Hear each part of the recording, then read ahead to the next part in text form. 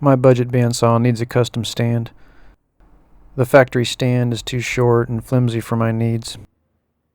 It's also not very stable, especially in the vertical position. The legs meet the ground on all sides at an angle that's around 8 degrees away from square. I'll change this to 15 degrees on both sides and the rear of the new stand. With this new stand, I want to be able to operate the stock clamp without bending over. The factory stand locates the lowest point of the clamp handle at around 20 inches, but I need it to be at around 27 inches for comfort's sake. The handle and wheels used to move the saw will be upgraded as well. These 80-inch diameter wheels with a 300-pound capacity should do the job. 1.5 inch 14 gauge square tubing is the material I chose for the stand's frame. I begin by setting the saw miter to 15 degrees in preparation for cutting the legs. Next, I clamp the stock like so at 15 degrees in relation to the table, as this will be a compound cut. A dolly supports the other end.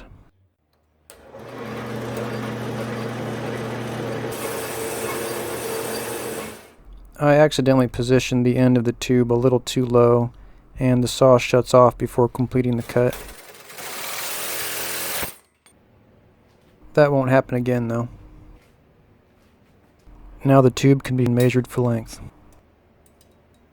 The two rear legs ended up being 27.5 inches long, if measured along one of the four corners.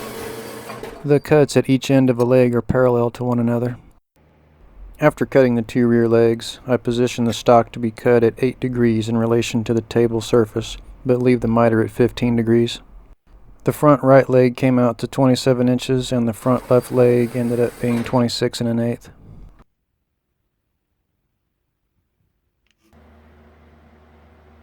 The angles on the ends of the two front legs need to be cut so that they mirror each other. The front left leg will be adjustable in height using this 3/4 inch bolt, nut, and washer. It's marked and cut to get rid of the excess.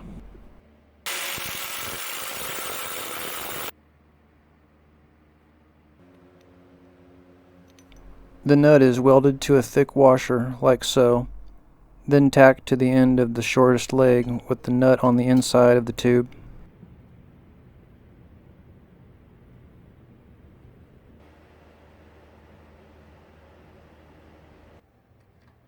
Now I measure for the upper framing members that the saw will sit on.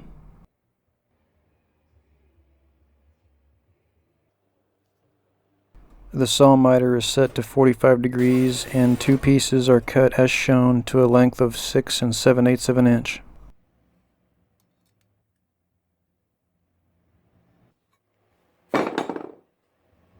With the saw still set to 45 degrees, I cut these four pieces to a length of 5.5 inches. Note the orientations of the cut. Two pieces are cut the same, and the other two pieces are cut to mirror them. This is how they fit together.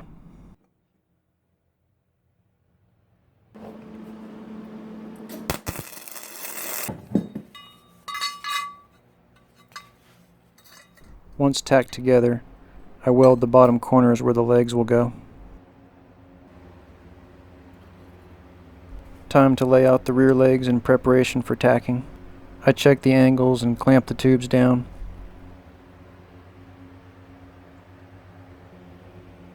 Using pins, these ends are spaced up to align with the upper members.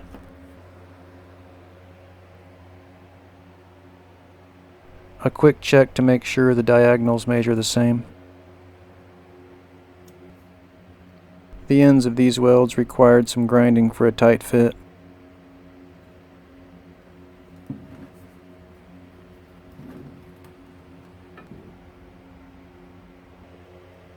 With everything aligned, I tack the rear legs on.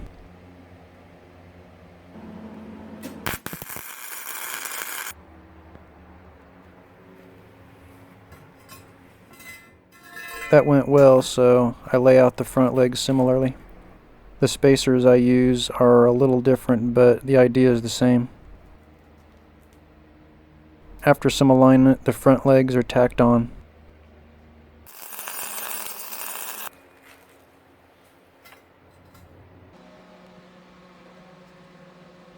The front legs angle out only 8 degrees forward from the stand, but 15 degrees to both sides.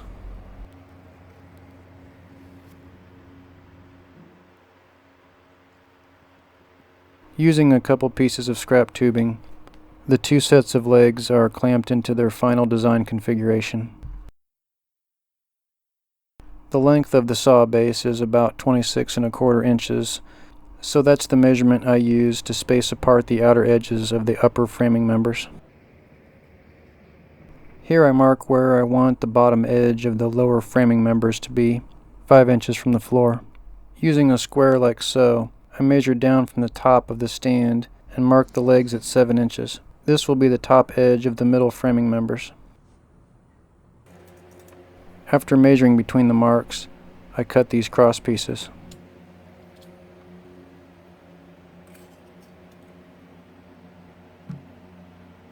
They were then tacked into place.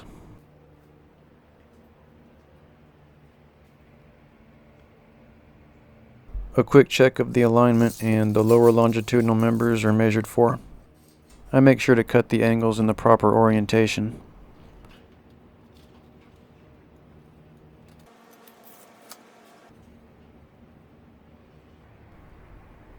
These members will be spaced about 3½ inches in from the stand's legs.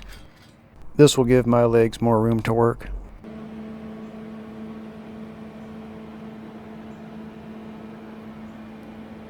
I mark where I want them and then tack both pieces in place.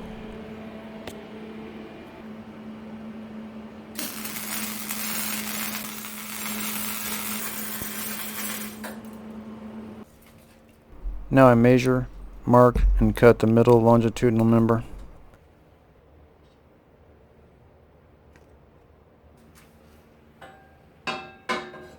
It's tacked to the center of these cross tubes.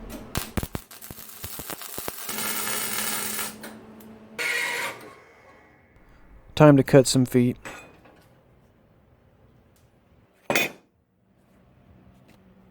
Three and a half inches forward to rear, but 4 inches side to side for more sideways stability.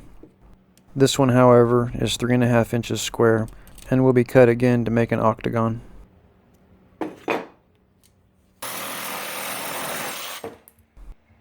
The 3 fixed feet get vent holes drilled in their centers, and the octagon goes with the adjustable leg. All the feet are tacked or welded in position.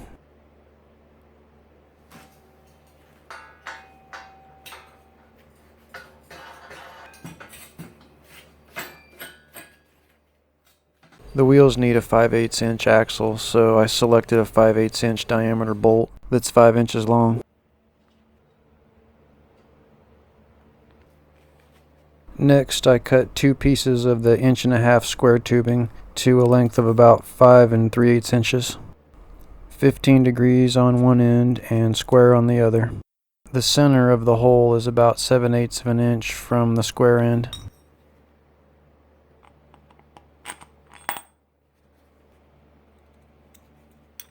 The wheels are then temporarily mounted on their struts so I can use the wheels to help position the pieces before tacking.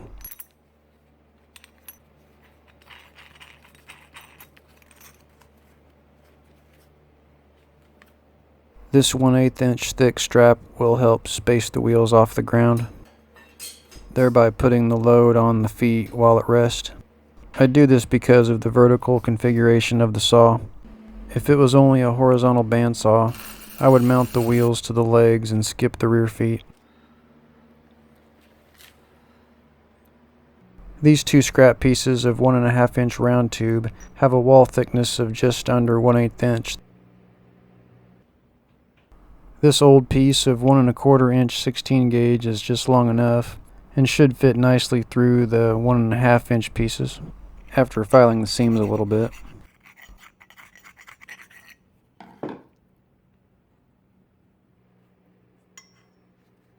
Those extra holes in the handle don't bother me at all. The mounts are tacked onto the frame and the handle is checked to ensure it slides okay.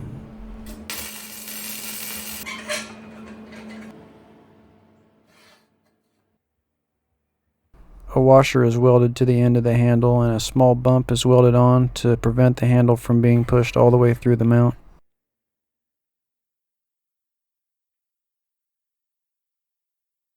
The old saw stand is very unstable with the 6 mounting bolts for the base removed, so I'm careful not to let it fall over while I'm transferring the saw base to the new stand.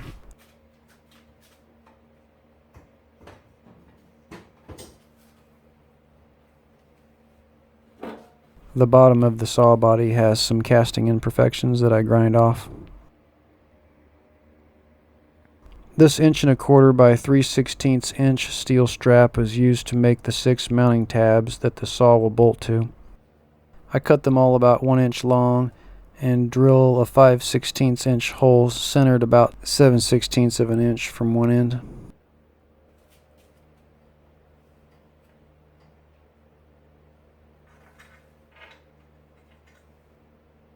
These tabs are positioned using the factory bolts.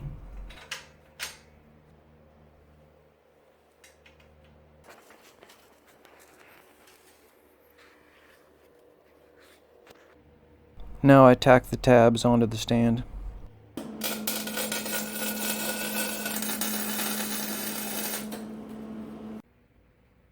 At this point I check it over for problems before it all gets welded.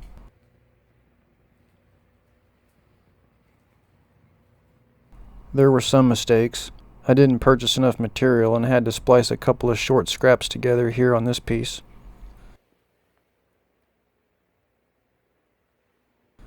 I originally cut the legs at about 25 inches but changed my mind and tacked on a couple more inches in height.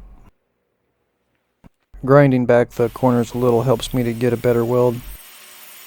Some angle stock tacked on like so helps to minimize the warpage while welding, but then I remove them after I finish welding the stand.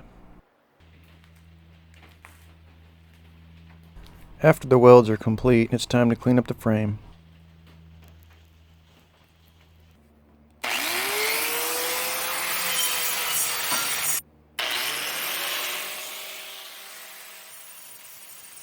These 4 top corner welds need to be ground a little to allow the saw to sit flat against the stand. Forgot to mention that all the open-ended tubes were capped off. A couple coats of semi-gloss black and it's ready to assemble. I chose elastic stop nuts for the wheel axles.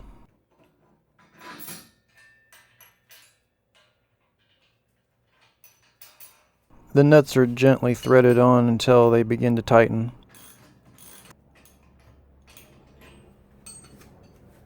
Then I back them off a little so that the wheel turns freely. There's no spacer between these bearings, so I can't tighten against them. I painted half the handle yellow to help me see it when it's extended, so I don't walk into it, hopefully.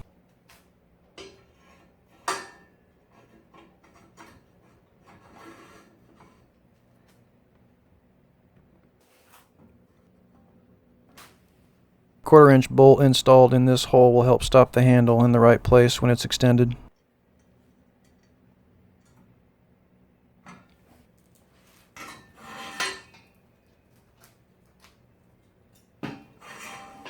The saw is placed back on the stand and in go the bolts.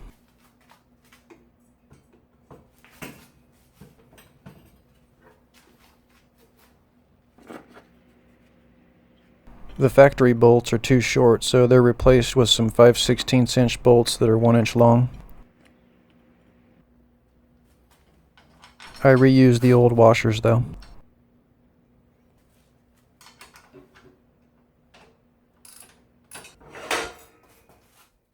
Love how easy the saw is to move now, even in the vertical position.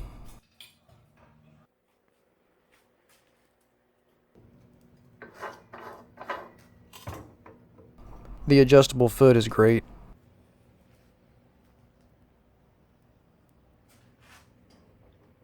The saw is much more stable now and doesn't move backwards when it's in the vertical configuration. No more bending over to loosen or tighten the clamp. The height of the table has come up to about 31 inches. The factory bolt that clamps the miter block was too soft, and I now believe it's probably too small as well. This 5/16 inch grade 5 bolt that's 2 inches long is much harder and higher quality and should work for now. The nut that I welded onto this custom handle in part 6 of this series is okay, but I'll be changing it to a 3/8 inch nut or larger in a later video. I would do it in this video, but the hole is too close to the side of the slot, and that's going to take more time to resolve than just drilling the hole bigger.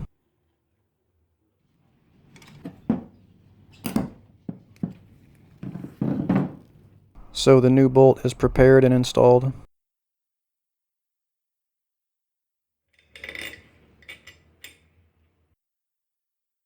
It feels quite a bit better than the old bolt ever did when tightening. Much firmer feel to it.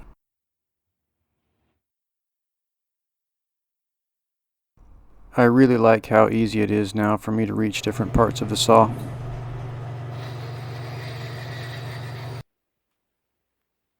It's also tall enough to use with my roller stand now. But it needs more. Besides a couple of shelves, it needs a collection system for the metal shavings. It leaves a mess wherever I cut something. In part 8 of my budget bandsaw series, I intend to build that collection system for the metal shavings. Thanks for watching.